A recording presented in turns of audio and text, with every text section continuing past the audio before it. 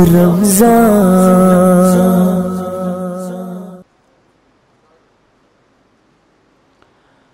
بسم اللہ الرحمن الرحیم، الحمد للہ نحمدہ ونصلی علی رسولہ الکریم۔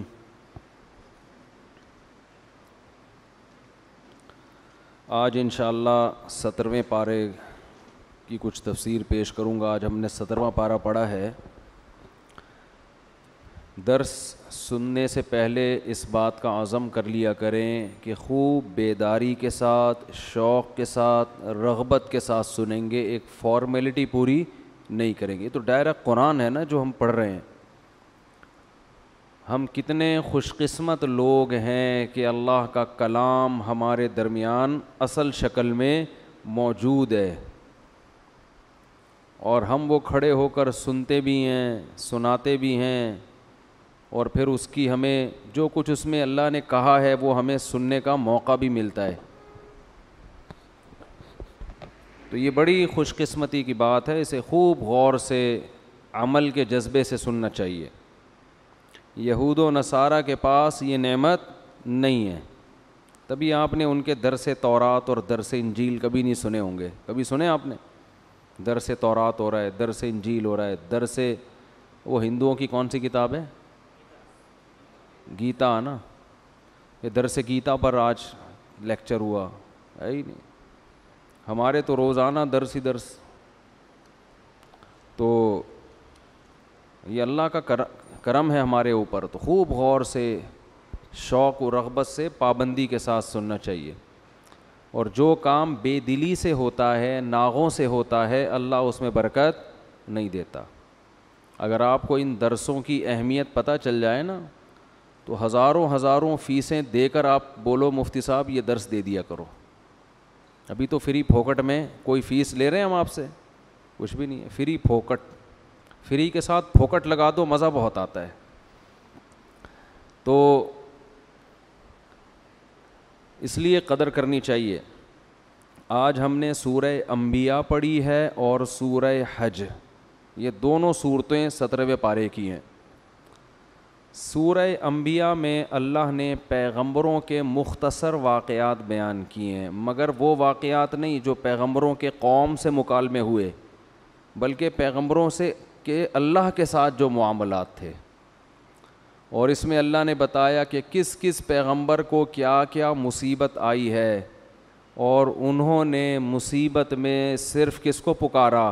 اللہ کو، اور اللہ نے کیسے ان کی مدد کی ہے۔ تو ہمارے پاس اللہ موجود ہے، تو پھر ٹینشن کس بات کی بھائی؟ بس ٹینشن یہ ہے کہ اللہ فوراً سنتا نہیں ہے۔ لوگ یہ کہتے ہیں ادھر مانگو ادھر جواب تو آتا نہیں ہے۔ میں نے جمعے کے بیان میں کہا تھا نا کہ مانگتے کچھ ہیں، جس کو مانگا تھا اس کے بچے ہم کو ماموں کہہ رہے ہیں۔ تو لوگ کہتے ہیں دعائیں قبول کہاں ہوتی ہیں؟ چلو جس کو مانگا تھا وہ نہیں ملی تو بھی ٹھیک ہے، دعا رد ہو گئی۔ وہ کسی اور کو مل گئی اور ٹینشن، اس کے بچے بھی ہو گئے، یہ اس سے بڑی ٹینشن، اور پھر اس سے بڑی ٹینشن اس کے بچے ہم کو کیا کہہ رہے ہیں؟ ماموں کہہ رہے ہیں۔ تو کہاں دعائیں قبول ہو رہی ہیں؟ سب الٹی ہو رہی ہیں۔ تو یہ وسوسے دماغ میں آتے ہیں، بھائی وہ نہیں ملی کوئی اور مل جائے گا، اللہ کچھ اور دے دے گا آپ کو، اس سے اچھا دے دے گا۔ تو 17ویں پارے کا جو ابتدا ہوتی ہے، اقترب للناس حسابهم وهم فی غفلۃ معرضون، لوگوں کا حساب قریب آ چکا ہے لیکن وہ غفلت میں پڑے ہوئے ہیں اور اللہ کی آیتوں سے منہ موڑ رہے ہیں۔ ہر شخص کی موت قریب در قریب ہوتی چلی جا رہی ہے، اور کہتے ہیں هل هذا الا بشر مثلکم، یہ جو محمد صلی اللہ علیہ وسلم باتیں کر رہے ہیں یہ تو ہماری طرح کے انسان ہیں، ہم ان کے کہنے سے اپنی زندگی کیوں چینج کر لیں بھائی؟ کتنی عجیب عجیب دعوے کیے ہیں نا جو پوری دنیا میں کوئی بھی نہیں مانتا، جو بھی آپ کو نہ ماننے والوں میں، کہ تم مر کے مٹی ہو کے ختم نہیں ہوتے، تم زندہ ہوگے، حساب و کتاب دینا ہے، تو یہ بہت بڑا دعویٰ ہے۔ تو اللہ فرماتے ہیں لوگ کہتے ہیں کہ یہ بشر ہیں تمہاری طرح کے، افتأتون السحر، اے لوگو تم اس جادوگر کی پیروی کرتے ہو، یعنی محمد صلی اللہ علیہ وسلم کو کیا کہتے تھے؟ جادوگر۔ وانتم تبصرون، تم تو بصیرت رکھتے ہو, یہ تو کلام پڑھ پڑھ کے لوگوں کے دلوں پہ حکومت کر رہے ہیں, تو جادو ہے معاذ اللہ. اللہ فرماتے ہیں وما ارسلنا قبلک الا رجالا نوحی الیہم, بھائی ہم نے جتنے پیغمبر بھیجے سارے مرد بھیجے ہیں, انسان بھیجے ہیں. آج تک کوئی پیغمبر ایسا نہیں ہے جو ہماری طرح کا انسان نہ ہو, کوئی اور مخلوق ہو. یہ پہلی دفعہ تھوڑی ہوا ہے. اس صورت میں اللہ نے توحید کو بہت زیادہ بیان کیا, اور ابراہیم علیہ السلام کا واقعہ بہت اہتمام سے بیان کیا اس صورت میں. پہلے میں ابراہیم علیہ السلام کا مختصر واقعہ بیان کرتا ہوں, پھر دوسرے پیغمبروں کا جو اللہ کے ساتھ معاملات ہوئے. وَلَقَدْ آتَيْنَا إِبْرَاهِيمَ رُشْدَهُ مِن قَبْلُ, ہم نے ابراہیم کو پہلے ہی سے ہدایت دی تھی. ابراہیم اپنے والد اور اپنی قوم سے کہنے لگے مَا هَذِهِ التَّمَاثِيلُ الَّتِي أَنْتُمْ لَهَا عَاكِفُونَ, یہ کیا تصویریں ہیں جن کے سامنے تم ہر وقت مستنڈے بنے ہوئے بیٹھے رہتے ہو. مستنڈے کا لفظ میں استعمال کر رہا ہوں, ایسے گردن جھکا کے ان کے ادب احترام میں بیٹھے رہتے. تصویروں میں ایسا ہی ہوتا ہے نا, لوگ اپنے پیروں کی تصویریں لگاتے ہیں, بت بھی ایک تصویر ہی ہوتی ہے. تو بڑی حقارت سے کہا یہ کیا ہے, صبح شام ان کے سامنے جھکتے ہو اور مٹھائیاں لا کے رکھ رہے ہو, اور وہ جو کرتے ہیں نا ہندو لوگ صبح شام پتہ نہیں کیا کیا کر رہے ہوتے ہیں, سیوا کر رہے ہو, ان کی بتیاں جلا رہے ہو, یہ کیا ہے, یہ ان کی اوقات کیا ہے. جب بھی کسی کے پاس کوئی بات کی دلیل نہیں ہوتی نا, تو اس کو دلیل سے بات سمجھ میں نہیں آتی. آپ اس کی اس شے کی تحقیر کریں گے تو بات سمجھ میں آئے گی. جیسے میں عاملوں کے بارے میں کہتا ہوں, ابے یہ کیا ہے, یہ بیکار جاہل قسم کے لوگ ہیں, یہ پٹھان ہوٹل سے 2 پراٹھے تو لا نہیں سکتے, یہ سنگ دل محبوب تمہارے قدموں میں لا کے ڈالیں گے. یہ جو دلیل ہے نا, اسٹائل, اس سے ان عاملوں کی عظمت دل سے نکل جاتی ہے. اگر عقل مند ہوگا آدمی, عقل مند نہیں ہوگا تو پھر وہ تو پھر سمجھاتے رہو ساری زندگی. ابے ان پرچیوں میں کیا رکھا ہوا ہے جو تم گلے میں کالے کالے پٹے لٹکا کے گھومتے ہو. کل ایک صاحب اچھے بھلے موٹے تازے ہٹے کٹے, ان کے گلے میں نے ایک تعویذ دیکھا. میں نے ان سے کہا یہی اسٹائل تھا میرا, یہ کیا لٹکایا ہوا ہے یار, کالا پٹا ہندوؤں کی طرح. کہتے ہیں بھائی جائز تعویذ ہے. میں نے کہا جائز ناجائز کی بحث میں نے کی آپ سے, اچھا لگ رہا ہے یہ کالا پٹا گلے کے اندر لٹکایا ہوا یہاں پہ. چھوڑو, سنت پر عمل کرو. نبی رات کو سورہ فلق سورہ ناس پڑھ کے دم کیا کرتے تھے. جائز ناجائز کی بحث میں تو میں پڑھ ہی نہیں رہا نا. یہ اچھا لگ رہا ہے, یہ میں تو یہ پوچھ رہا ہوں, یہ اچھا لگ رہا ہے, یہ کیا پٹے گلوں میں ڈالے ہوئے ہیں. جانوروں کے گلے میں پٹے ہوتے ہیں, یا مشرکوں کے گلے میں پٹے لگتے ہیں, وہ کالے دھاگے نیلے دھاگے. لوگوں کو دیکھا ہوگا نا, اپنے انگوٹھے پہ الگ دھاگا باندھا ہوا ہے, ادھر الگ دھاگا, ادھر امام ضامن, ادھر کچھ ادھر کچھ. او بھائی نیٹ کلین سیدھے سادے گھومو, کوئی ٹینشن ہو اللہ سے دعا مانگو, ختم. اور سنت کو فالو کرو. سنت میں کیا ہے, رات کو سونے سے پہلے 4 قل پڑھ کے دم کر لیا, آیت الکرسی پڑھ لی, سورہ بقرہ کا آخری حصہ پڑھ لیا, بس. اب بھی اگر جن آ رہا ہے تو اس کا مطلب یہ ہے کہ وہ جو ہے نا اب آئے گا لازمی. وہ جن نہیں ہے, وہ کوئی اور چیز ہے, وہ ٹھیک ہے نا. تو نہیں آئے گا جن چڑیل بھوت انشاءاللہ. یہ ان تعویذ گنڈے والوں کے زیادہ آتے ہیں جن چڑیل بھوت. تو میرا بھی یہی اسٹائل ہوتا ہے, کیا گلے میں جاہلوں کی طرح پٹے ڈال کے. وہ کہتا ہے کیا ناجائز ہے. وہ بھائی ناجائز کا فتویٰ میں نہیں دے رہا, لیکن یہ اچھا لگ رہا ہے آپ کے گلے میں تو چھوڑو, اس کو اٹھا کے پھینکو. ہمارے گلے میں دیکھا کبھی کوئی پٹا؟ اللہ کا شکر ہے ہمارے بچوں کے گلے میں کوئی پٹا نہیں ہے, کچھ بھی نہیں. آرام سے ہنسی خوشی الحمدللہ, اللہ زندگی دے رہا ہے, اللہ کرے ایسا ہی ہو. اور عاملوں کے خلاف اتنا بولنے کے باوجود آج تک کوئی عامل ایسا نہیں ہے کوئی جن چڑیل بھیج کے مجھے کوئی نقصان پہنچا سکے. ان کم بختوں کے پاس کچھ ہے ہی نہیں. یہ تو بزدل لوگوں کے لیے اللہ نے ان لوگوں کو پیدا کیا ہے. تو اس لیے یہ پٹے مٹے کالے نیلے پیلے فلیتے پلیتے دھاگے یہ چھوڑ دو, یہ سب چیزیں ہیں, ٹھیک ہے, کچھ نہیں رکھا ان چیزوں میں. اللہ پہ اعتماد اور توکل کرو. اچھا بھائی, تو ابراہیم علیہ السلام نے فرمایا ما ہذہ التماثیل, یہ کیا تصویریں ہیں بھائی تمہارے ہاتھوں کی بنائی ہوئی. تو قوم جواب میں کہنے لگی کہ وجدنا آباءنا لہا عابدین, بھائی ہماری پرمپرا ہے یہ, آپ ہندوؤں سے کہیں نا ان بتوں کی کیوں عبادت کرتے ہو، تو وہ جواب میں کہتے ہیں بھائی جب ہم ہندو گھر میں پیدا ہوئے ہیں تو ہمارا خاندان اور ہمارا مذہب ہمیں گاڈ کی طرف سے کیا ملا ہے؟ یہی ملا ہے، تو اللہ ہم سے اسی پہ خوش ہے۔ یہ دلیل درست نہیں ہے۔ ایک عیسائی سے میں نے پوچھا یار تم کیوں اس مذہب کو فالو کرتے ہو؟ اس نے کہا کہ اگر اللہ کو مجھے مسلمان بنانا تھا تو اللہ مجھے مسلم گھر میں پیدا کر دیتا، جب اللہ نے مجھے کرسچن پیدا کیا ہے اس کا مطلب وہ اسی پہ خوش ہے۔ میں نے کہا اچھا بھائی، میں نے کہا اس کا مطلب ایک آدمی چوری کرتا ہے، آپ اس سے کہتے ہو کہ چوری کیوں کرتے ہو؟ وہ کہتا ہے میرا خاندانی چور ہے۔ میں کس گھرانے میں پیدا ہوا؟ چوروں کے گھرانے میں۔ میرے ابا مسجد سے چپل چراتے ہوئے پکڑے گئے تھے، ماموں گھنٹی بجاتے ہوئے پکڑے گئے تھے، اور خالہ سٹا لگاتے ہوئے پکڑی گئی تھیں۔ تو ہمارا تو خاندان ہی کیا ہے؟ تو اللہ کو اگر مجھے نیک بنانا تھا تو مجھے ڈاکوؤں کے گھر میں پیدا نہ کرتا۔ تو یہ دلیل درست ہوگی؟ تو جیسے عملی خرابی ہوتی ہے اسی طرح نظریے کی بھی خرابی ہوتی ہے۔ تو باپ دادا کی وجہ سے نہ عملی خرابی اختیار کرنے کی اجازت اور نہ نظریاتی خرابی۔ ہاں باپ دادا اگر خاندانی ہوں پھر ان کو فالو کرنے کا حکم ہے، اس لیے کہ بہت سے لوگ نا یہ آیتیں ہمارے خلاف فٹ کر رہے ہوتے ہیں کہ تم اپنے باپ دادا کو مانتے ہو، ابو حنیفہ امام شافعی کو فالو کرتے ہو نبی کو چھوڑ کے۔ نبی کو چھوڑ کر ابو حنیفہ کو فالو کرنا ممکن ہی نہیں ہے، کیونکہ ابو حنیفہ اور نبی کا راستہ ایک ہی ہے۔ یہ ہے کہ قرآن و سنت کا ایک مطلب آپ نے سمجھا اور ایک مطلب ابو حنیفہ نے۔ ابو حنیفہ کی سمجھ پہ پوری امت گواہی دیتی ہے کہ وہ مجتہد تھے، آپ کی سمجھ پہ 4 آدمیوں کے علاوہ کوئی بھی نہیں مانتا۔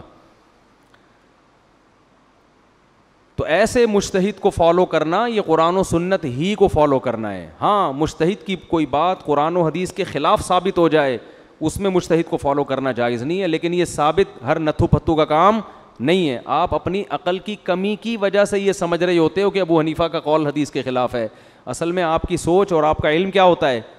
ناقص ہوتا ہے، تو آپ اس کو تھوپ رہے ہوتے ہو پوری دنیا پر۔ خیر، تو ابراہیم علیہ السلام نے فرمایا کیا یہ ما ہذہ التماثیل، یہ کیا ہے؟ یہ نا توہین کے وقت ایسا کہا جاتا ہے، تو انہوں نے کہا ہم نے اپنے باپ دادا کو اسی پہ پایا ہے۔ تو ابراہیم علیہ السلام نے فرمایا لقد کنتم انتم، بے شک تم بھی، و آباؤکم تمہارے ابے دادے بھی، فی ضلال مبین کھلی ہوئی گمراہی میں پڑے ہوئے تھے۔ اب پوری قوم ایک طرف، اکیلے ابراہیم ایک طرف۔ قالوا وجئتنا بالحق ام انت من اللاعبین، انہوں نے کبھی اتنے اسٹریٹ فارورڈ اپنے بتوں کے خلاف سنا نہیں تھا، فرسٹ ٹائم وہ یہ سن رہے تھے کیونکہ جس ماحول میں ابراہیم علیہ السلام پیدا ہوئے نا وہاں تو سارے بتوں کی عبادت کرنے والے، ہمیشہ بتوں کا نام احترام سے لینے والے، بھگوان پہ چڑھاوے چڑھانے والے۔ فرسٹ ٹائم انہوں نے اتنا کانفیڈنس کے ساتھ یہ بات سنی تھی کہ تم بھی اور تمہارے باپ دادے بھی کیا ہیں غلط۔ تو وہ جواب میں کہتے ہیں اجئتنا بالحق ام انت من اللاعبین، اے ابراہیم آپ مذاق تو نہیں کر رہے ہمارے ساتھ؟ بعض دفعہ انسان مذاق میں ایسا بولو نا کہہ دیتا، ان کو اندازہ نہیں تھا کہ کوئی سیریسلی بھی ایسا کوئی بات کر سکتا ہے۔ اس سے پتہ چلتا ہے ماحول کیسا انسان کو تباہ کرتا ہے۔ سب ایک ہی گیت گانے لگتے ہیں بیٹھ کے، کیا آپ مذاق کر رہے ہیں؟ یہ حق پر ہیں۔ ابراہیم نے فرمایا نا میں مذاق نہیں کر رہا، ربکم رب السماوات والارض، تمہارا رب یہ نہیں ہے، وہ ہے جس نے آسمانوں اور زمین کو بنایا، وَأَنَا عَلَىٰ ذَلِكُم مِّنَ الشَّاهِدِينَ، اور میں اس پر گواہ ہوں، میں گواہی دیتا ہوں کہ یہ خدا نہیں ہے۔ خدا کون ہے؟ جس نے آسمان اور زمینوں کو بنایا۔ اور پھر کہنے لگے وَتَاللَّهِ لَأَكِيدَنَّ أَصْنَامَكُمْ، ایک تدبیر سوچی انہوں نے، یہ دل میں کہا انہوں نے کہ یہ لوگ، وہ تو کئی سال سمجھاتے رہے نا، قرآن تو مختصر واقعہ بیان کرتا ہے، سمجھاتے رہے ان کے سمجھ میں نہیں آیا، تو حضرت ابراہیم کے دل میں آیا کہ ایک ورک شاپ کرواتا ہوں میں ان کو، ٹھیک ہے نا، کیا کرواتا ہوں؟ ایک پراپر ورک شاپ، ایک پریکٹیکل کر کے میں ان کو دکھاتا ہوں۔ تو ابراہیم علیہ السلام نے کیا کیا، انہوں نے سوچا کہ جس دن یہ لوگ تہوار منانے جائیں گے، ان کا کوئی تہوار آتا تھا اس میں سب اکٹھے ہوتے تھے۔ یہ بھی عجیب بات ہے، ہر قوم تہواروں میں اکٹھی ہوتی ہے اور مسلمان عید کے دن ہر ایک اپنی اپنی مسجد میں اخپل طریقے سے نماز پڑھا رہا ہے، حالانکہ ہمیں تو زیادہ بڑا اجتماع کرنا چاہیے نا. یہ بھی ایک عجیب سا کام ہو رہا ہے مارکیٹ میں. تو انہوں نے کہا کہ میں دل میں کہا تاللہ لاکیدن اصنامکم، میں تمہارے بتوں کی گت بناؤں گا. انہوں نے کہا جب جو ہے نا پریکٹیکل کر کے دکھاؤں گا پھر شاید ان کو عقل آ جائے. تو وہ قوم کہیں تہوار میں جانے لگی. حضرت ابراہیم سے کہا آپ بھی چلیں. انہوں نے فرمایا انی سقیم، میری طبیعت ٹھیک نہیں ہے. تو یہ جو کہا نا طبیعت ٹھیک نہیں ہے، تو یہ بظاہر تو جھوٹ ہے لیکن حقیقت میں جھوٹ نہیں تھا. ان کی نیت یہ تھی کہ ان بتوں کو دیکھ دیکھ کے میری طبیعت خراب ہو رہی. اس کو توریہ کہتے ہیں کہ آپ ایک لفظ بولتے ہیں اس کا مطلب آپ کچھ اور لیتے ہیں اور سامنے والا کچھ اور، یعنی ذو معنی لفظ استعمال کرنا. تو حضرت ابراہیم نے ذو معنی لفظ استعمال کیا، میری طبیعت خراب ہے. انہوں نے کہا چلو ٹھیک ہے آپ آرام کریں، ہم چلے جاتے ہیں. تو پھر کیا کیا، فجعلہم جذاذا الا کبیرا لہم، سب کو ٹنڈا اور لنجا کر دیا. انہوں نے گئے نا ان کے جو بھی ان کا بت خانہ ہوگا اس کے اندر بہت سارے بت تمیز سے رکھے ہوئے تھے. یہ روزی دینے والا، یہ اولاد دینے والا، یہ شادی کرانے والا، یہ کوئی شادی کر کے پھنس گیا تو اس کو اس مصیبت سے نکالنے والا. مختلف قسم کے بتوں کی ورائٹیز تھیں. ابراہیم علیہ السلام نے جا کے، بڑی ہمت کی بات ہے، پوری قوم میں اکیلے یہ کام کر رہے ہیں، تو کسی کے کان کاٹ دیا، کسی کے ہاتھ کاٹ دیا، کوئی لنگڑا کنا بنا دیا کسی کو. تو یہ سارا کام کرنے کے بعد جب وہ لوگ واپس، اچھا بہت ابراہیم علیہ السلام نے ذہانت یہ کی کہ جو ان میں سب سے بڑا مستنڈا تھا نا اس کے گلے میں کڑھالا لٹکا دیا. اس کو کچھ نہیں کیا اس کے گلے میں کیا کر دیا، کلہاڑا لٹکا دیا. تو جب وہ واپس لوٹے تو وہ اپنے بتوں کا حال دیکھ کے حیران ہو گئے. بھئی یہ ہمارے بت کو، ہمارے بھگوانوں کو، خداؤں کو ہو کیا گیا ہے. تو کہنے لگے من فعل ھذا بآلہتنا انہ لمن الظالمین، جس نے ہمارے خداؤں کے ساتھ یہ حرکت کی ہے وہ بہت بڑا ظالم ہے. اب کس نے کی ہے، قالوا سمعنا فتى یذکرہم، لوگوں نے کہا ایک نوجوان ہے جو اکثر ان کا تذکرہ، برا تذکرہ کرتا رہتا ہے. ایک دن کہہ رہا تھا یہ کیا تم لوگوں نے رکھے ہوئے ہیں عبادت کے لیے. یقال لہ ابراہیم، اس کا نام کیا ہے، ابراہیم، اسی نے کیا ہوگا اور تو کوئی برا بھلا بولنے والا نہیں ہے. قالوا فاتوا به علی اعین الناس، لوگوں نے کہا کہ سب کے سامنے اس کو لے کر آؤ تاکہ سب کے سامنے جرم کا اعتراف کرے وہ. قالوا اانت فعلت ھذا بآلہتنا یا ابراہیم، کیا آپ نے اے ابراہیم ان بتوں کے ساتھ یہ کیا ہے. ایک کی آنکھ غائب ہے، ایک کی ناک پتہ نہیں مارکیٹ سے شارٹ ہو گئی ہے، ایک کا گھٹنا تلاش کر رہے ہیں، تلاش کرنے کے باوجود نہیں مل رہا، پتہ نہیں کدھر گیا ہے. تو آپ نے کیا یہ. حضرت ابراہیم نے فرمایا بل فعلہ کبیرہم ھذا، یہ جو ہے نا یہ جو سب سے بڑا نہیں ہے، چپ کر کے آرام سے مستنڈا بنا ہوا بیٹھا ہوا ہے جس کو کچھ بھی نہیں ہوا اور کلہاڑا بھی اسی کے گلے میں، اس نے کیا ہے. فاسألوہم، اور جن کے ساتھ ہوا ہے نا ان سے پوچھو، وہ سب اسی کا نام لیں گے. جن کے ساتھ یہ کچھ ہوا ہے بھائی، جو زخمی ہوئے ہیں وہ زخمی خود بتائے گا کہ ہمارے ساتھ یہ کس نے کیا ہے. تو سب ایک ہی کا نام لیں گے، ان سے پوچھ کے دیکھو، سب بتائیں گے اس نے کیا ہے. فاسألوہم ان کانوا ینطقون، اگر یہ بولتے ہیں تو ان سے پوچھو. فرجعوا الی انفسہم فقالوا انکم انتم الظالمون، قرآن کہہ رہے چند سیکنڈ کے لیے نا سب اپنی بغلیں جھانکنے لگے اور اپنے دل میں بولنے لگے یار تم واقعی بڑے برے لوگ ہو، بڑے ہی ظالم لوگ ہو، یہ کم بخت کہاں سے بتا سکتے ہیں. تو ان کا ضمیر ان کو ملامت کرنے لگا کہ کیا پتھروں کو تم نے خدا بنا کے رکھا ہوا ہے جو کم بخت بول نہیں سکتے. تھوڑے دیر کے لیے تو ان کو یہ احساس ہو گیا، اور حضرت ابراہیم کا مقصد بھی یہ تھا.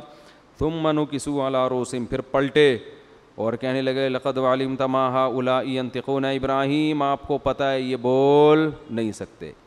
دیکھو حضرت ابراہیم یہ عمل کروا کے نا ان کی زبان سے نکلوانا چاہ رہے تھے کہ یہ کسی کام کے نہیں ہیں، یہ کسی کام کے نہیں ہیں. یہ تبلیغ کا بڑا خاندانی طریقہ تھا، لیکن آپ کسی ہندو کے مندر میں جا کے اس طریقے پر عمل نہ کریں، وہ آپ کو بھی ٹنڈا اور لنجا بنا سکتا ہے. پھر لوگ آپ سے پوچھ رہے ہوں، ان سے بتوں سے کوئی نہیں پوچھے گا کون کس نے کیا، آپ سے لوگ پوچھ رہے ہوں گے آپ کے ساتھ یہ کس نے کیا. تو وہ ابراہیم تھے, وہ اللہ کے پیغمبر تھے, وہ انہی پہ جچتا تھا. آپ اپنی حیثیت کے مطابق ہنسی خوشی زندگی گزاریں جیسے گزر رہی ہے, ٹھیک ہے نا, بس تبلیغ کر دیا کریں محبت کے ساتھ. تو فرجعوا الی انفسہم, ہاں, قال افتعبدون من دون اللہ ما لا ينفعکم شیئا ولا یضرکم. حضرت ابراہیم نے فرمایا تو کیا تم ایسوں کی عبادت کرتے ہو جو نہ تمہیں نقصان پہنچا سکتے ہیں اور نہ تمہیں نفع, جو اپنا دفاع نہیں کر سکتے, وہ تمہارا کیا کریں گے. اف لکم ولما تعبدون من دون اللہ, تف ہے تمہارے اوپر. کیسا انداز ہے دیکھو تبلیغ, تف ہے تمہارے اوپر, اور جن بتوں کی تم عبادت کرتے ہو ان پہ بھی تف ہے, کسی کام کے نہیں ہے یہ. تو جواب میں کیا, باطل آدمی کے پاس دلائل تو ہوتے نہیں, دھمکیاں ہوتی ہیں. تو کہنے لگے حرقوہ وانصروا آلہتکم, لوگو ابراہیم کو جلاؤ اور اپنے خداؤں کی حفاظت کرو. خدا تو خود بندوں کی حفاظت کرتا ہے, ادھر کس کی حفاظت ہو رہی ہے, بھگوانوں کی حفاظت ہو رہی ہے. اللہ فرماتے ہیں قلنا یا نار کونی بردا وسلاما علی ابراہیم, آگ میں ڈالا گیا, ہم نے آگ کو حکم دیا ہے آگ ابراہیم پر ٹھنڈی اور سلامتی والی ہو جا. اللہ نے ابراہیم علیہ السلام کو بچا لیا اور ابراہیم علیہ السلام نے علاقہ چھوڑ دیا, کیونکہ اب وہ سمجھ گئے کہ یہ لوگ ماننے والے نہیں ہیں. علاقہ چھوڑا. اللہ نے آپ کو کیا نعمت دی, وَنَجَّيْنَاهُ وَلُوطًا إِلَى الْأَرْضِ الَّتِي بَارَكْنَا فِيهَا لِلْعَالَمِينَ, آپ کے بھانجے حضرت لوط بھی آپ پر ایمان لے آئے, دونوں چلے گئے برکت والی زمین ارض شام میں. لوط علیہ السلام کو وہاں ایک قوم کی طرف اللہ نے بھیجا, اور اللہ فرماتے ہیں وَوَهَبْنَا لَهُ إِسْحَاقَ, ہم نے ابراہیم کو ہبہ کر دی, ایک گفٹ میں اسحاق ایک بیٹا دے دیا. وَيَعْقُوب, اور بیٹے کے بعد پوتا بھی انہی کی زندگی میں دے دیا یعقوب. وَكُلًّا جَعَلْنَا صَالِحِينَ, اور سب کو ہم نے نیک بنایا. اور پھر اللہ نے نوح علیہ السلام کا تذکرہ کیا, پھر اللہ نے سلیمان اور داؤد علیہ السلام کا مختصر تذکرہ کیا, اور پھر اللہ نے ایوب علیہ السلام کا تذکرہ کیا. وَأَيُّوبَ إِذْ نَادَى رَبَّهُ أَنِّي مَسَّنِيَ الضُّرُّ, حضرت ایوب علیہ السلام بہت طویل عرصے بیمار رہے ہیں, بہت شدید تکلیف میں. اللہ فرماتے ہیں گڑ گڑا کے اللہ سے دعائیں مانگی, اے اللہ مجھے مصیبت پہنچی ہے, انت ارحم الراحمین, تو سب سے زیادہ رحم کرنے والا. دیکھو اللہ کا ہر ایک کے ساتھ معاملہ دوسروں سے مختلف. اگر یہ بیماریاں, ٹینشنیں, پریشانیاں اللہ کے عذاب ہوتے تو پیغمبروں کو ملتے یہ. حضرت ایوب کی تو زندگی کا بہت بڑا حصہ کس میں گزر گیا, بیماری میں, اور اسی بیماری میں آپ کے بچے بھی آپ سے, بچوں کی بھی موت ہو گئی. تو اللہ فرماتے ہیں آتیناہ اہلہ, ہم نے ایوب کو جب شفا دی تو ان کے گھر والے بھی ان کو دے دیے, اور اس جیسا اور بھی ہم نے ان کا خاندان بڑھا دیا. اس سے یہ بھی پتہ چلتا ہے بھائی فیملی اللہ کی بہت بڑی, بولو نا, نعمت. پیغمبر کو کیا ضرورت بیوی بچوں کی, تو اللہ سے ان کا اتنا گہرا تعلق, لیکن اللہ نعمت کے طور پہ بیان کر رہا ہے. اب اس کی تفسیر میں علماء کا اختلاف ہوا ہے کہ اس کا مطلب کیا ہے, یا تو وہ مر گئے تھے اللہ نے زندہ کر دیا, یا اور کوئی دوسرا خاندان بڑا دے دیا, اولاد میں خوب اللہ نے ان کے برکت دے دی. تو قرآن سے پتہ چلتا ہے کہ بڑا خاندان, زیادہ بچے, یہ اللہ کی طرف سے آزمائش نہیں ہے بلکہ اللہ کی طرف سے نعمت ہے. یہ پیغمبروں کو آزمائشوں کے بعد ملی ہیں یہ چیزیں نعمت کے طور پر. اللہ فرماتے ہیں وَأَدْخَلْنَاهُمْ فِي رَحْمَةٍ وَذَنُّونِ إِذْ ذَهَبَ مُغَاضِبًا, اور مچھلی والے کا بھی تذکرہ کریں. انہیں بھی ایک پریشانی آئی تھی, وہ اللہ سے ناراض ہو کے چلے گئے. یہ قرآن کی ایک اصطلاح ہوتی ہے, اللہ سے کوئی بھی ناراض نہیں ہوتا. اور کیا قرآن کہہ رہا ہے فَظَنَّ أَن لَّن نَّقْدِرَ عَلَيْهِ, یا یہ بھی ہو سکتا ہے قوم سے ناراض ہو کے, غضبناک ہو کے کہ میری قوم ایمان نہیں لا رہی ہے. فَظَنَّ أَن لَّن نَّقْدِرَ عَلَيْهِ, یہ سمجھ بیٹھے کہ جیسے ہمیں ان پر قدرت ہی نہیں ہے. حضرت نوح علیہ السلام یونس علیہ السلام اپنی قوم کو تبلیغ کر رہے تھے. جب مایوس ہو گئے نا تو حضرت یونس کو لگا کہ اب ان پر عذاب آئے گا اور یہ ہلاک ہو جائیں گے, تو اللہ کے خوف سے بستی چھوڑ کر نکل گئے. اللہ کے علم میں یہ بات تھی کہ جب یہ قوم عذاب دیکھے گی تو توبہ کر لے گی. یہ قوم عذاب دیکھے گی تو کیا ہوگا, دوسری قومیں تو عذاب دیکھ کے بھی مذاق اڑاتی تھیں. قوم عاد نے کیا کہا تھا, پیغمبر نے کہا کہ یہ بادل ہیں جو پتھر برسائیں گے. انہوں نے کہا نا نا نا, بادل پتھر تھوڑی, بارشیں ہوں گی, مزہ آئے گا. انجوائے کریں گے ہم. وہ کہہ رہے ہیں عذاب آ رہا ہے, وہ کہہ رہے ہیں نہیں. تو قرآن کہہ رہے صرف یونس علیہ السلام کی واحد قوم ایسی قوم ہے جس نے جب عذاب دیکھا تو فوراً اس نے کیا کر لی, توبہ. ابھی عذاب کا کوڑا برسا نہیں تھا, عقل مند لوگ تھے اور یہ ڈر گئے تھے کہ پیغمبر ہمارے درمیان نہیں ہے, کوئی اب مسئلہ نہ ہو جائے. تو اللہ نے ان سے عذاب کو دور کر لیا. پھر اللہ نے حضرت یونس کی گرفت کی کہ آپ میری پرمیشن کے بغیر بستی چھوڑ کر نکلے کیوں. تو پھر قرآن اپنے انداز میں ڈانٹ لگاتا ہے. تو اس کا یہ مطلب نہیں ہوتا کہ وہ نافرمان تھے یا واقعی اللہ کا ان پہ غضب ہوا, ایسا کچھ نہیں ہے. یہ اللہ کا جلال ہے نا, اللہ کا انداز, کلام کا انداز ہے. اللہ فرماتے ہیں یونس یہ سمجھے اللہ نقدر علیہ کہ ہم ان کو پکڑ ہی نہیں سکیں گے, حالانکہ یونس ہرگز ایسا نہیں سمجھے. اگر وہ ایسا سمجھتے تو وہ تو اسلام سے خارج ہو جاتے نا, لیکن عمل سے ایسا لگ رہا تھا گویا وہ یہ سمجھ رہے ہیں کہ ہم ان کو پکڑیں گے نہیں اس پہ. تو اس لیے علماء ان آیات کی تعویل کرتے ہیں دوسری آیات کی روشنی میں, یہ آیتیں اپنے ظاہر پر نہیں ہوتی. تو اللہ فرماتے ہیں پھر کیا ہوا, سمانگ لگانی پڑی. اور وہ کیسے, یونس علیہ السلام جب گئے نا تو کشتی میں وزن زیادہ ہو گیا اور کشتی ڈوبنے لگی. تو وہاں لوگوں نے کہا کہ کوئی شخص ہم میں ایسا ہے, کوئی غلام اپنے مولا کی پرمیشن کے بغیر بھاگا ہے تو قرآن اندازی ہوگی, جس کا نام آیا اس کو سمندر میں چھلانگ لگانی پڑے گی تاکہ دوسرے لوگ بچ جائیں. تو نام کس کا آیا, یونس علیہ السلام کا. کیا آزمائش ہے یار, ساری زندگی تبلیغ کی ہے بھائی. یعنی میں آج کل دینداروں کی بات کر رہا ہوں کہ جو نماز پڑھتے ہیں, روزہ رکھتے ہیں, کہتے ہیں یار ہم تو اتنے نیک لوگ ہیں, نہ کبھی. پرسوں کیا ہوا, میں آپ کو دلچسپ واقعہ سناؤں. میں کسی کام سے صدر کی طرف رات کو جا رہا ہوں 2 بجے, راستے میں ہوٹل میں ہم نے کہا کہ چلو کھانا کھاتے ہیں, بھوک بہت سخت لگ رہی تھی, کھانا نہیں کھایا ہوا تھا. تو ہوٹل میں جب میں بیٹھا تو ایک صاحب آئے, گھنٹہ انتظار کیا نا میرا انہوں نے کہ یار آپ کھانا کھاؤ تو میں نے آپ سے ایک سوال پوچھنا, اور بڑی عقیدت میں نے کہا چلو بیچارے اتنی دیر سے بیٹھے ہوئے ہیں, کھانا ہم نے تسلی سے کھایا, آ کے مجھ سے ملے, السلام علیکم. وعلیکم السلام, خیریت سے ہیں جی, الحمدللہ. بڑی خوشی ہوئی, میں نے کہا ماشاء اللہ. کہتے ہیں ایک سوال پوچھنا ہے آپ سے.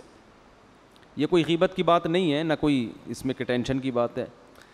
مجھے کہنے لگے کہ میں ساری زندگی ایمانداری سے میں نے ملازمت کی ہے, کبھی کسی کا 1 روپیہ نہیں دبایا, لیکن میرے پاس اتنی غربت ہے کہ میرے پاس گھر جانے کا کرایہ بھی نہیں ہے. تو یہ ایماندار لوگوں کے ساتھ ایسا کیوں ہوتا ہے؟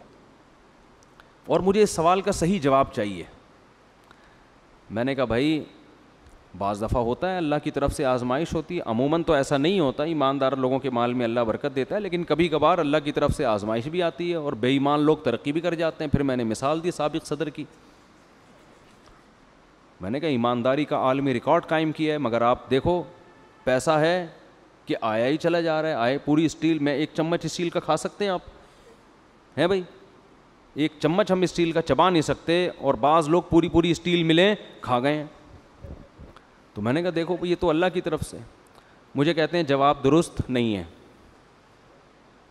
کہتے ہیں آپ کے جواب سے میں بالکل بھی مطمئن نہیں ہوا. پھر میں نے یہ بات ان کو سمجھائی, کہہ رہے ہیں آپ کے جواب سے میں بالکل مطمئن نہیں ہوا, السلام علیکم, آپ جا سکتے ہیں. میں نے کہا بھائی میرے پاس تو یہی جواب تھا, وعلیکم السلام, اپنا خیال رکھیے گا. خیر انہوں نے مجھ سے معذرت بھی کی کہ اگر آپ کو تکلیف ہوئی تو معذرت چاہتا ہوں.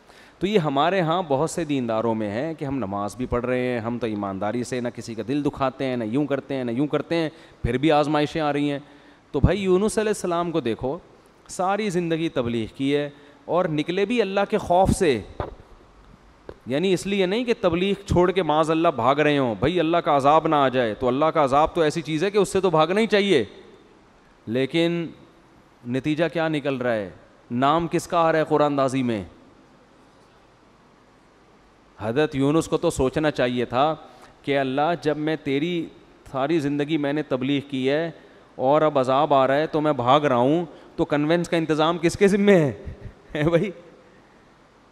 اے اللہ کم از کم بائی روڈ کا انتظام کر دے, یا بائی ایئر کا انتظام کر دے, یا شپ کا کوئی انتظام کر دے. یہ انتظام تو تیرے ذمہ. اپنے کرایہ خرچ کر کے میں کشتی میں بیٹھ رہا ہوں اور وہ کشتی کیا ہو رہی ہے؟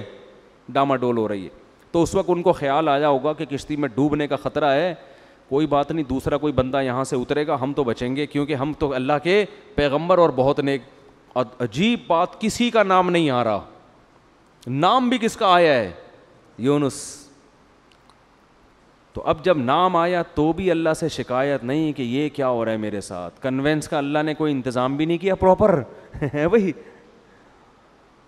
اور ایسی کشتی میں بٹھوا دیا جو اب کیا کر رہی ہے, ڈوب رہی ہے. اور اللہ نے تو مجھ سے بڑے بڑے وعدے کیے تھے, اور اب اتنے درجنوں لوگوں میں نام کس کا آ رہا ہے, میرا. کچھ بھی نہیں ہے. چلو سمندر میں چھلانگ لگائیں گے, کوئی پھٹا وٹا مل جاتا ہے, کہیں تیر کے آدمی چلا جاتا ہے, کچھ نہ کچھ دیر تو زندہ رہتا ہے نا. ادھر سمندر میں چھلانگ لگائی اور مچھلی منہ کھول کے کھڑی ہوئی ہے, لے بھائی مچھلی کے پیٹ میں. لیکن ایک حرف شکایت کا نہیں آ رہا. قرآن ہمیں یہ سب کیوں بتاتا ہے؟ اللہ سے اچھا گمان رکھو, ہر غلطی اپنے کھاتے میں ڈالو. ہر غلطی نہیں بھی ہو تو بولو میں غلط ہوں. ہر غلطی کس کے کھاتے میں؟ بھائی میں ہی غلط ہوں. مجھے یاد ہے ایک دفعہ ہم جب چھوٹے بچے تھے نا, اس وقت تبلیغ والوں میں بڑا جوش ہوتا تھا, اب بھی ہے لیکن وہ والا جوش رہا نہیں ہے. وہ بڑا جوش ہوتا تھا بھائی. وہ جب 3 دن کی جماعت آتی تھی نا, پورے محلے کو ہلا کے جاتی تھی. وہ ہر ایک کو لے کے, کوئی گٹر کے ڈھکن پہ بیٹھے ہوئے اس کو سمجھا رہے ہیں, ادھر لے آ کے چائے پلا رہے ہیں. بڑا اب بھی ہے لیکن ظاہر ہے جو چیز شروع میں ہوتی ہے اس میں جوش زیادہ ہوتا ہے. تو وہ بہت محنت تھی. تو کیا کہہ رہا تھا میں, نہیں مچھلی کی بات, ہاں. تو مجھے یاد ہے ان میں ایک ساتھی تھے, انہوں نے جماعت میں بہت وقت لگایا ہوا تھا, سال لگے ہوئے تھے ان کے, اندرون ملک بیرون ملک, بڑے محنتی اور بڑے متحرک. تو ایک دن وہ بس میں میرے ساتھ بیٹھ گئے, ہم سفر کرنے لگے. تو میں نے ان سے بات کی, میں نے کہا اللہ نے آپ سے بڑا کام لیا ہے, بہت کام لیا ہے, بہت لوگوں کو اللہ نے آپ کے ذریعے ہدایت دی. تو مجھے کہتے ہیں بھائی میں تو کام بگاڑنے والے لوگوں میں سے ہوں. تبلیغ میں کچھ لوگ ایسے لگے ہوئے ہیں جو کام کیا کر رہے ہیں, بگاڑ رہے ہیں. تو میں بھی انہی نالائقوں میں سے ہوں. مجھے ان کا یہ اسٹائل بڑا پسند آیا. میں نے کہا اتنا کام کر رہا ہے یہ بندہ, لیکن اگر ذرا سی کسی نے تعریف کر دی تو کیا کہہ رہے بھائی, تبلیغ میں کچھ لوگ ایسے ہیں جو بیڑا غرق کر رہے ہیں تبلیغ کا, انہی بیڑا غرق کرنے والوں میں سے ایک میں بھی ہوں. اب کوئی بے وقوف ہوتا تو کہتے پھر نکل جاؤ تبلیغ سے, ٹھیک ہے نا. تو یہ تواضع ہے کہ بھائی ہم کیا کر رہے ہیں, ہم تو کام بگاڑنے والوں میں سے ہیں. تو اللہ کو یہی پسند ہے, دعوے اور بڑی بڑی باتیں نہیں کرنی چاہیے. تو یونس علیہ السلام کو جب مچھلی کے پیٹ میں گئے ہیں تو قرآن کہہ رہا ہے احساس ہو گیا یونس کو کہ غلطی کس کی ہے بھائی میری. کچھ غلطی ہوئی ہے, ورنہ اللہ غلط نہیں کر سکتا کسی کے ساتھ. فنادا فی الظلمات, قرآن کہہ رہا ہے اندھیروں میں پکارا. ایک تو مچھلی کے پیٹ کا اندھیرا, ایک سمندر کی تہ کا اندھیرا, اور ایک رات کا اندھیرا. یہ رات کو واقعہ ہوا ہے, کتنا خوف ہوگا. ابھی آپ کو سمجھ میں نہیں آ رہا, کبھی سمندر میں رات کو سفر کریں, پھر آپ کے اچھوں کو بھی سمجھ میں آئے گا کیا حالت ہوتی. فی الظلمات اللہ الہ الا انت, کہ اللہ تیرے سوا کوئی عبادت کے لائق نہیں. سبحانک, تو ہر عیب سے پاک ہے, تو ظلم نہیں کرتا. انی کنت من الظالمین, میں ہی ظالم ہوں. غلطی کس کی ہے, میری. قرآن کہہ رہے ہم نے مچھلی کو حکم دیا اگل دے بھائی کنارے پہ لے جا کے اس کو, بس یہی دکھانا تھا ہم نے. اور پھر اللہ نے کیا کیا, جب مچھلی نے کنارے پہ اگلائے تو سمندر کے کنارے پہ تو کچھ بھی نہیں ہوتا, وہاں اللہ نے اپنی قدرت سے فوراً درخت پیدا کر دیا, چھاؤں پیدا کر دی, اور پھر ان کو حکم دیا واپس جاؤ اپنی قوم کے پاس. ہم نے اس قوم سے عذاب کو ختم کر دیا ہے. تو یونس علیہ السلام کے ساتھ جو یہ معاملہ تھا, اس کو قرآن تو اس انداز سے بیان کر رہا ہے, لیکن جو اللہ کے کلام کے مزاج سے واقف ہے نا, ان کو پتہ ہے یہ اللہ کا انداز ہے بات کرنے کا. حقیقت میں یہ سزا نہیں تھی, بلکہ ان کے درجے کو اور زیادہ بلند کرنا, رہتی دنیا تک لوگوں کو بتانا کہ اللہ کے اپنے محبوب بندوں کے ساتھ معاملات کیا ہوتے ہیں. تو دیکھو ایک بات خوب یاد رکھو, ہم نے شریعت پہ چلنا ہے اور موت تک چلتے رہنا ہے. جو بھی ہو جائے, جیسا غلط ہو اچھا ہو, یہ ہمارا ہیڈک نہیں ہے, یہ مسئلہ اللہ کا ہے. سمجھتے ہو؟ اور آپ نے اپنے لحاظ سے شریعت کے حکم پر عمل کیا, بعد میں پتہ چلا حکم ایسے نہیں بلکہ ویسے ہے, ٹینشن لینے کی ضرورت نہیں ہے. بھائی ہم تو اسی کے مکلف ہیں. جیسے یونس علیہ السلام اس وقت یہ سمجھ رہے تھے کہ مجھے یہاں سے بھاگ جانا چاہیے, بھائی عذاب آئے گا تو میں بھی پس جاؤں گا, تو اپنے لحاظ سے بالکل ٹھیک کیا. اللہ نے سزا دی اور سمجھایا کہ بھاگنا نہیں چاہیے تھا, انہوں نے کہا اللہ میں توبہ کرتا ہوں. اب یہ نہیں کہ اسی غم کو لے کے بیٹھے رہے میں بھاگا کیوں تھا, کاش میں نہ جاتا, کاش میں یہ نہ ہوتا. نہ, یہ کاش واش کے لفظ نہیں. علماء کہتے ہیں اگر آپ سے غلطی بھی ہو جائے, جب توبہ کر لی نا, اس غلطی کو ہمیشہ سے اپنی ڈکشنری سے نکال دو. پھر یہ پاگلوں کی طرح سوچنا کاش یہ نہ کرتا, ہائے ہائے یہ نہ کرتا, یہ پاگل اور وہمی ہونے کی علامت. غلط ہو صحیح ہو, جو آپ کے سمجھ میں آ رہا تھا آپ نے اس وقت کیا. غزوہ احد میں دیکھو نا 70,000 شہید ہو گئے, تو یہ نہیں کہ صحابہ بیٹھ کے بار بار یہ سوچ کاش ہم مدینہ سے باہر نہ نکلتے, کاش مدینہ کے اندر رہتے, اس نے یہ بولا تھا, انہوں نے بولا تھا مدینہ سے باہر جاؤ, انہوں نے مروایا ہے, اس نے یوں کروایا ہے, یہ کروایا. قرآن کیا کہہ رہا ہے, فَإِذَا عَزَمْتَ فَتَوَكَّلْ عَلَى اللَّهِ. بھائی سوچ سمجھ کے ایک رائے قائم کی, اللہ پہ چھوڑ دو بس. اور دوبارہ بھی یہی ہوگا, مشورے اسی طرح سے ہوں گے. اور اگر مگر کا لفظ استعمال نہ کرو. کتنا صاف پابندی لگا دی نا, آگے بڑھو بس. تو اس میں نقصان ہو فائدہ ہو, کیونکہ اصل آخرت ہے, آخرت میں اللہ نوازے گا آپ کو. تو یونس علیہ السلام کو دوبارہ اللہ نے بھیجا. پھر اللہ نے حضرت زکریا کا واقعہ بیان کیا. وہ بھی ایک غم میں مبتلا تھے. وہ غم کیا تھا؟ اولاد نہیں تھی, پریشان تھے, ساری زندگی دعائیں مانگتے مانگتے مانگتے گزر گئی, مگر اولاد نہیں ہوئی. بالآخر بوڑھے ہو گئے اور بالوں میں بھڑکنے والی سفیدی آ گئی. ایسی سفیدی جو بالکل بال بھڑک رہے ہوتے ہیں نا, سفیدی سے چمک رہے ہوتے ہیں, ایسی سفیدی. بیوی بانجھ بھی تھی اور اب بوڑھی بھی ہو گئی. جوان عورت اگر بانجھ نہ ہو, بوڑھی ہونے کے بعد تو ویسے ہی اولاد کا امکان ختم. اور اگر پہلے سے بانجھ بھی ہو اور پھر بوڑھی بھی ہو جائے, اب تو کوئی چانس ہی نہیں ہے. لیکن دعائیں اللہ سے مسلسل مانگ رہے ہیں. تو اللہ نے کیا فرمایا, اذ نادا ربہ, زکریا کو یاد کرو, انہوں نے اپنے رب کو پکارا, رب لا تذرنی فردن, اے اللہ مجھے تنہا مت چھوڑ. حالانکہ آپ کے تو ہزاروں شاگرد تھے, اولاد مانگ رہے ہیں اللہ سے.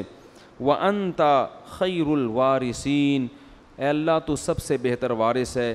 فَاسْتَجَبْنَا لَهُ, اللہ فرماتے ہم نے ان کی دعا کو قبول کیا.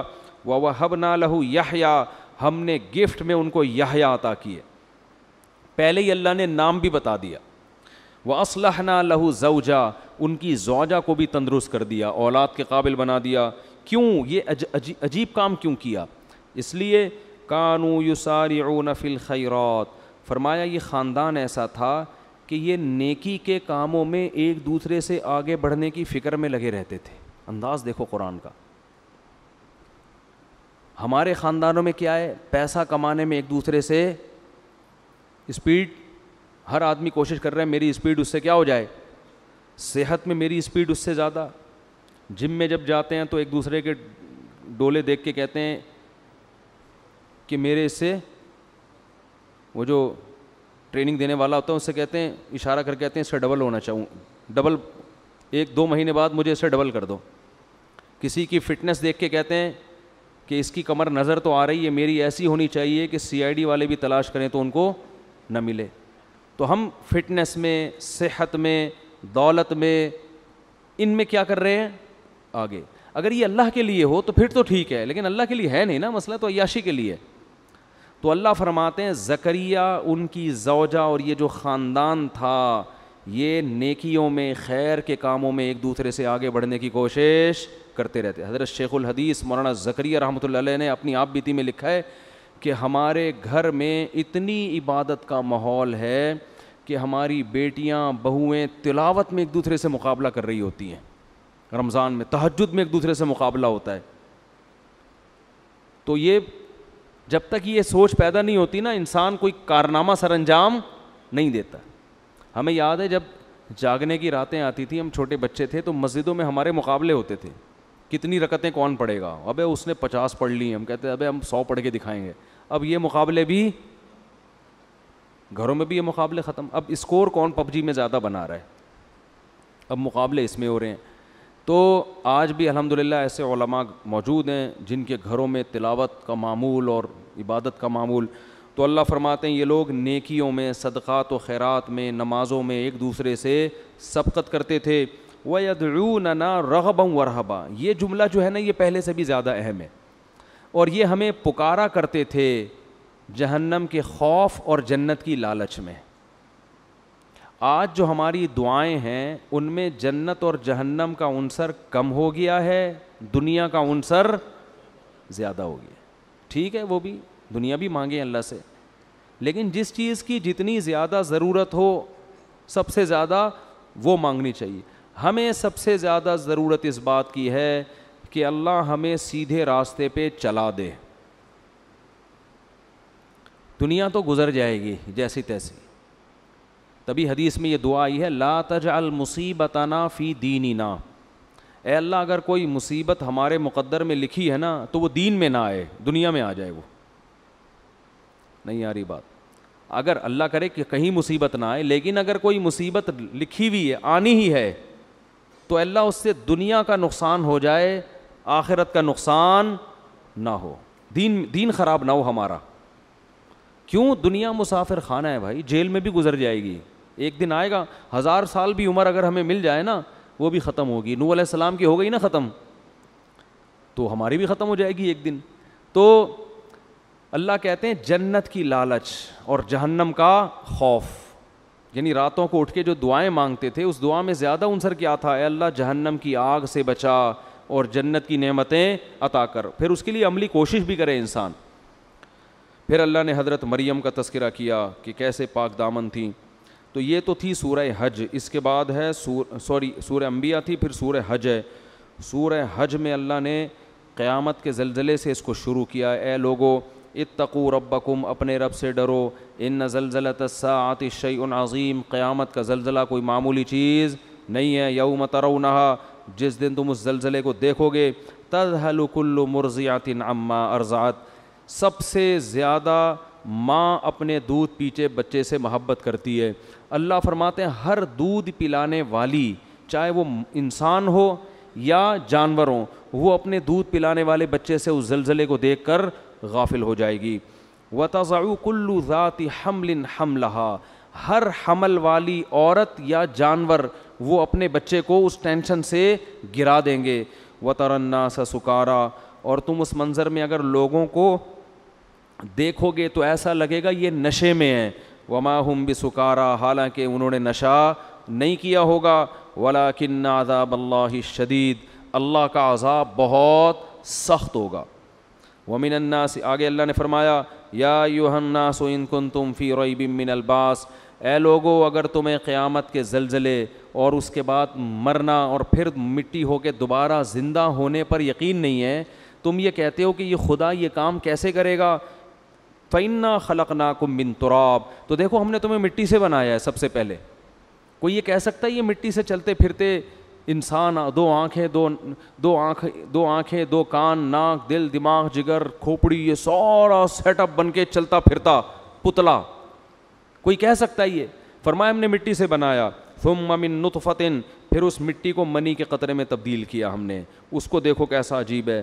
ثم من علقہ, پھر وہ ماں کے رحم میں جمے ہوئے خون میں تبدیل ہو جاتا ہے, حالانکہ اس منی کے قطرے میں اور خون میں کوئی آپس میں مناسبت نہیں ہے. ماں روٹی کھاتی ہے اور اس کو ہم کیسے جمے ہوئے خون میں تبدیل کر دیتے ہیں, کتنا عجیب کام ہے کہ. ثم من مضغہ, فرمایا پھر اس کو گوشت کا لوتھڑا بنا دیتے ہیں. بلڈ سے گوشت بنانا بھی کس کا کام ہے؟ اللہ. مخلقۃ غیر مخلقۃ, پھر کیا دوسرے مقام پہ اللہ نے فرمایا پھر ہم اس کے ہڈیاں اور اس کے اوپر گوشت چڑھا دیتے ہیں اور پھر تمہیں ماں کے بطن سے باہر نکال دیتے ہیں. ثم نخرجکم طفلا ثم لتبلغوا اشدکم, کمزور پیدا ہوتے ہو پھر تمہیں پروان چڑھا کے لتبلغوا اشدکم, ایک دن جوانی کی دہلیز پہ قدم رکھتے ہو.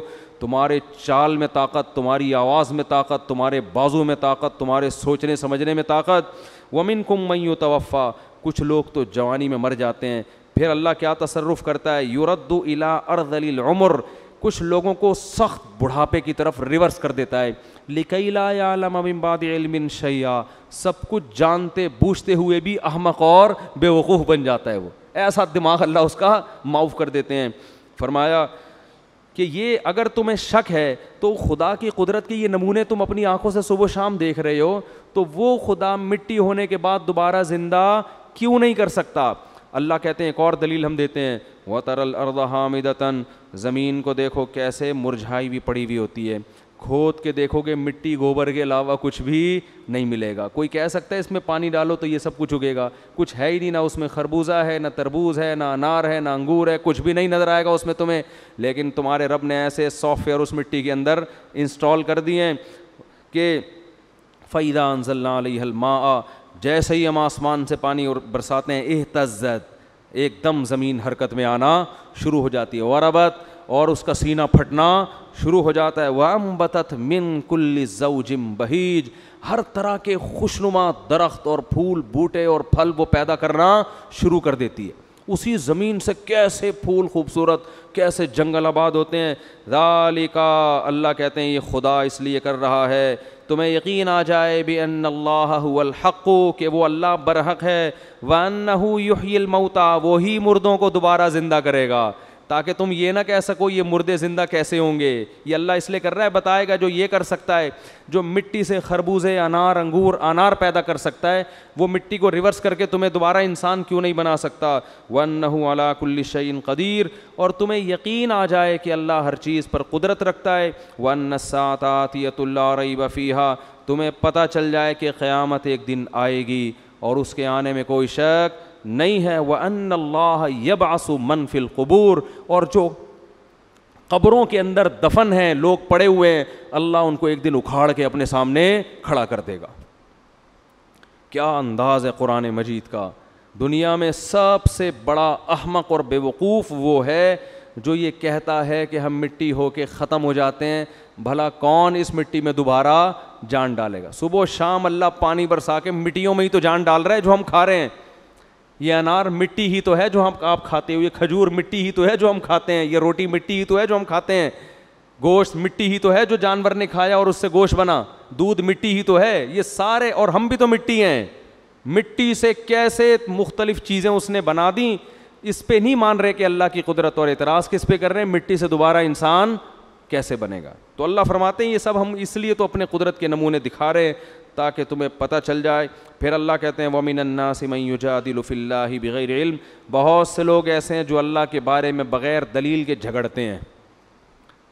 کیا جھگڑنا؟ وہی اللہ کہہ رہا ہے زندہ کروں گا اور یہ کہتے ہیں نہیں ہوگا. فرماتے ہیں ان کا انداز کیا ہوتا ہے, ثانی عطفہ, جب ان کے سامنے اللہ کی آیات تلاوت کی جاتی ہیں کہ تم زندہ ہوگے, تمہیں حساب دینا ہے, تو یہ اپنے پہلو کو موڑ لیتے ہیں وہاں سے. چلو یار کوئی اور بات کرو, یہ کیا قصے کہانیاں لے کے بیٹھ گئے ہو. یہ انداز ہے قرآن کا. ثانی عطف, اپنے پہلو کو کیا کر لیتا ہے, فولڈ کر لیتا ہے, فوراً موو کرتا ہے وہاں. کھانے پینے کی بات ہو, خربوزے کی بات ہو, تربوز کی بات ہو, سموسے کی بات ہو, توجہ کرے گا, ہاں جی ذرا اونچا بولیں کیا کہہ رہے ہیں آپ. پیسوں کی بات ہو, بحریہ ٹاؤن کی بات ہو, گاڑیوں کی بات ہو, 4 شادیوں کی بات ہو, کرے نہ کرے لیکن سنے گا شوق سے. لیکن جب بات ہوگی کہ تمہیں ایک دن خدا زندہ کر کے حساب دے گا, تو قرآن کہہ رہا ہے ثانی عطفہ, اپنے پہلو کو فوراً کیا کرتے ہیں, موڑتے ہیں. کیوں؟ یعنی ٹاپک کو کیا کرو بھائی, چینج. جیسے ہوٹلوں میں لکھا ہوتا ہے نا سیاسی باتیں کرنے پر پابندی ہے, پھڈا ہو جاتا ہے نا بعض دفعہ. تو یہی ہمارا مزاج ہے. ثانی عطفہ لیضل عن سبیل اللہ. ایک آیت پڑھ کے بس درس کو ختم کرتا ہوں. اللہ نے فرمایا وَمِنَ النَّاسِ مَن يَعْبُدُ اللَّهَ عَلَىٰ حَرْفٍ, کچھ لوگ ایمان لے بھی آتے ہیں. فرمایا کچھ ایسے ہیں جو مان بھی جاتے ہیں, لیکن ان کا انداز کیا ہوتا ہے, وہ اللہ کی عبادت کرتے ہیں کنارے پہ کھڑے ہو کر. فَإِنْ أَصَابَهُ خَيْرٌ اطمأنَّ بِهِ, اگر اسلام میں فائدہ نظر آ رہا ہے, بہت زبردست مذہب ہے اسلام, واقعی اسلام پہ چلنا چاہیے. سمجھ میں آ رہی ہے بات؟ جب زکوٰۃ لینی ہو تو اسلام, کیونکہ اسلام نے زکوٰۃ کو فرض کیا, بہت اچھا حکم ہے, لائیے زکوٰۃ نکالیے, ٹھیک ہے نا. جب دینے کی باری آئی, لوگ کہتے ہیں میرے پر 1 کروڑ روپے 2.5 لاکھ زکوٰۃ بن رہی ہے, 2.5 لاکھ کون دے گا؟ او بھائی 1 کروڑ بھی تو ہے تیرے پاس, اس کو نہیں دیکھ رہا, 1 کروڑ کو نہیں دیکھے گا, جو 2.5 لاکھ نکل رہے ہیں نا اس پہ موت آ رہی ہے. اور صرف زکوٰۃ نہیں, اسلام تو کہہ رہا ہے اور بھی سخاوت کرو, ہاتھ کھولو اللہ کی راہ میں, اپنا مرنا ہے ختم ہوئے. ہم چائنیز کی طرح یہ پیسہ قبر میں تھوڑی لے کر جائیں گے. وہ ملیشیا میں قبرستان ہے نا, چائنا والے ڈالر کے اتنے بڑے بڑے وہ کرنسیاں لے کے اپنے ساتھ دفن ہوتے ہیں, قبرستان ہے وہاں پہ. تو ہمارا تو یہ نظریہ ہے کہ یہ نوٹ ہم اپنے ساتھ قبر میں نہیں لے کے جائیں گے. یہاں جو خرچ کر دیے وہ آخرت, وہ قبر میں پہلے پہنچ گئے, اس کی نیکی پہنچ جائے گی. تو اللہ فرماتے ہیں کہ جب کوئی ان کو خوشی پہنچتی ہے, اطمئن بھی, تو مطمئن ہوتے ہیں. اسلام بڑا زبردست مذہب ہے. وَإِنَّ 4 شادیاں کی باتیں بھی ہیں بھائی اسلام میں. وَإِنْ أَصَابَتْهُ فِتْنَةٌ, جب کوئی آزمائش آتی ہے, انقلب علی وجہہ, الٹے منہ اسلام سے واپس پھرتے ہیں. تو یہ اپنے مطلب کا مذہب ہے. خسرت دنیا والآخرہ, فرمائے یہ دنیا میں بھی برباد اور آخرت میں بھی. اسی طرح یاد رکھو کہ خواہشات کی بیس پر اپنا مسلک چھوڑنا بھی اسی میں داخل ہے. طلاقیں دے دے کے اہل حدیث سے جو فتویٰ لے کے آتے ہیں نا, ان پہ بھی یہی آیتیں فٹ ہو رہی ہیں. ابھی تک تو چاروں امام اہل سنت والجماعت کے سمجھ میں آ رہے تھے, جیسے ہی 3 طلاقیں دے دیں تو اب کہاں جا رہا ہے, خواہشات پوری کرنے کے وہاں سے. تو اس سے بیوی حلال نہیں ہوگی, اس کو سمجھ لو. تو اور ان لوگوں کی زندگی میں کبھی بھی سکون نہیں آتا. تو خسرت دنیا والآخرہ, اللہ فرماتے ہیں دنیا بھی برباد اور آخرت بھی برباد. ذالک هو الخسران المبین, یہ بہت بڑا خسران ہے, خسارہ ہے کہ جب اسلام میں فائدہ نظر آ رہا تھا تو اسلام, نقصان نظر آ رہا تھا تو اسلام سمجھ میں نہیں آ رہا. اللہ تعالی ہمیں صحیح طرح سے اسلام پر چلنے کی توفیق عطا فرمائے. یہ صورت تو بہت لمبی ہے, وقت پورا ہو گیا ہے. سبحانک اللہم و بحمدک, نشہد ان لا الہ الا انت, نستغفرک و نتوب الیک.